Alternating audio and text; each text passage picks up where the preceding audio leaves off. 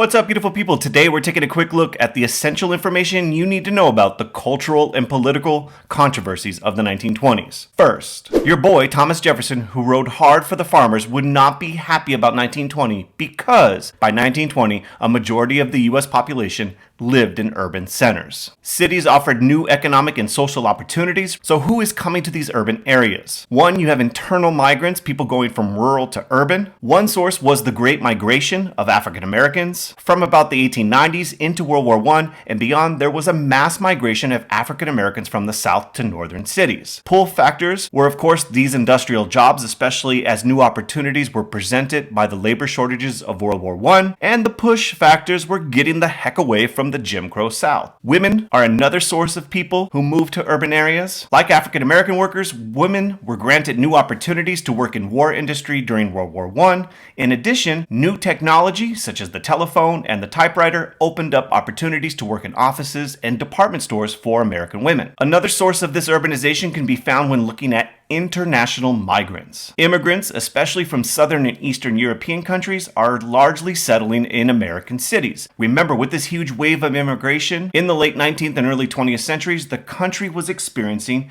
changing demographics, as more and more of the people arriving to the US did not speak English and were not Protestant. In addition, immigrants also arrived from the Western Hemisphere, places like Mexico as a result of the chaos of the Mexican Revolution. However, most of the Mexican immigrants settled in agricultural areas on the west coast of the US, but some did make their ways to American cities. There were some negative effects of this migration and urbanization. The Great Migration led to increased racial tensions in northern cities. In fact, brutal race riots broke out across the country throughout 1919. And changing immigration demographics led to increased nativism. Throughout the early 20th century, nativism was on the rise. This was especially true toward immigrants who were not white, Protestant, and English speaking. Increasingly, nativists wanted to keep out immigrants deemed undesirable. There were a variety of reasons toward this rise in nativism. There were economic arguments, concerns that unrestricted immigration took jobs for Americans and lowered wages. There were social and political arguments that these immigrants would not assimilate, they were racially different, or they were coming from politically radical regions of the world. And there were also religious concerns which emerged as most of the new immigrants were not of the Protestant faith, which was by far the norm for most Americans. During World War I, we saw increased calls for 100% Americanism and a rise in anti-German sentiment in the country. And after World War I, the fear of radicalism caused by the Red Scare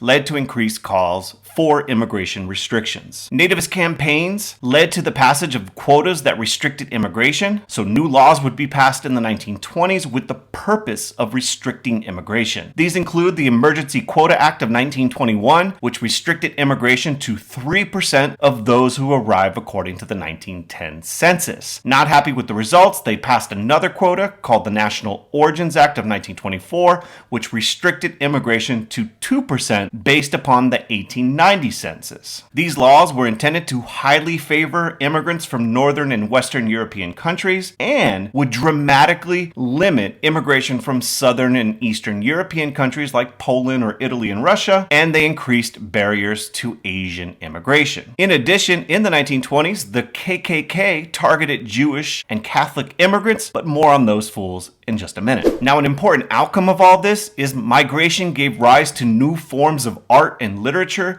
that expressed ethnic and regional identities, such as the Harlem Renaissance. Poetry from people like Langston Hughes, novels by Zora Neale Hurston, and jazz by Louis Armstrong and Duke Ellington all had in common that they oftentimes celebrated and raised awareness of the Black experience in America. Although not an artistic or literary movement, in the 1920s, Marcus Garvey established the Universal Negro Improvement Association, which advocated Black pride, economic independence, and called for a Back to Africa movement. So in the 20s, you see this kind of speaking out about the Black experience in America. The biggest idea that you should, though, walk away with is in the 1920s, cultural and political controversies emerged as Americans debated gender roles, modernism, science, religion, and issues related to race and immigration. In terms of gender roles, there were changes to women's lives before the 1920s, and these changes led to new debates about the proper role of women in American society. Even before the 1920s, women experienced increased involvement outside the home. Remember, new job opportunities in white-collar jobs emerged with all the new technology and changes of the Industrial Revolution. It is important to note that many immigrant women and women of color often worked outside of the home due to economic necessity. So even before these changes, many women were already working outside the home. Women were also involved in various progressive era reforms, people like Jane Addams, and just before the decade, a political victory was finally won with ratification of the 19th Amendment. In the 1920s, amongst the younger generation, there was a rejection of Victorian values, and the symbol of the new women of the 1920s was the flapper. Throughout the decade, the rise of the automobile, jazz music, the movie industry, advertising, and other things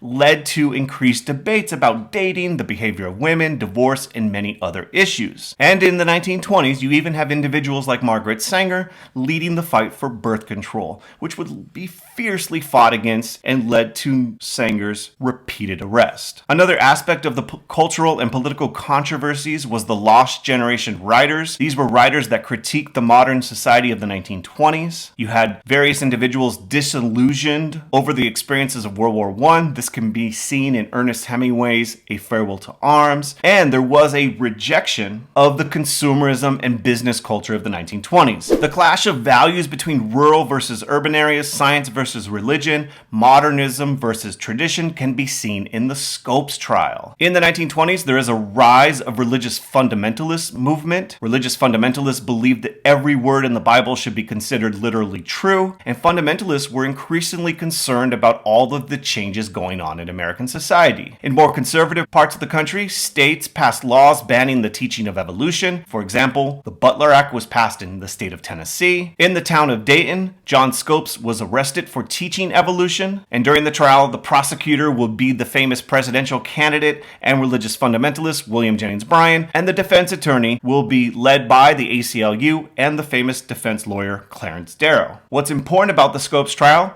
is it represented the cultural and political controversies that emerged in the 1920s, and the decade also saw battles over issues related to race and immigration. As we have mentioned, there was an effort to keep America as a predominantly WASP country, that's white Anglo-Saxon Protestant, and this was a big part of laws like the bans against Asian immigrants and the quotas that were passed in the 1920s. The trial of Sacco and Vanzetti represented the nativism of the 1920s and the anti-radicalism, and the rise of the KKK outside of the South further represents the decade's tensions. In addition to preserving white supremacy in the South, in the 1920s, the Klan claimed to defend America against foreign threats. The Klan targeted immigrants, especially the Southern Eastern European immigrants and non-white immigrants, Catholics, radicals, or once again, anybody not fitting the WASP category. And finally, the clash of values of the 1920s can also be seen in the struggle over enforcement of Prohibition. People in urban areas tended to be less supportive of the 18th Amendment and were more likely to visit the local speakeasy or disregard the law. I really encourage you to check out the video in the description where we go way more into detail about these historical events, and if you haven't already done so,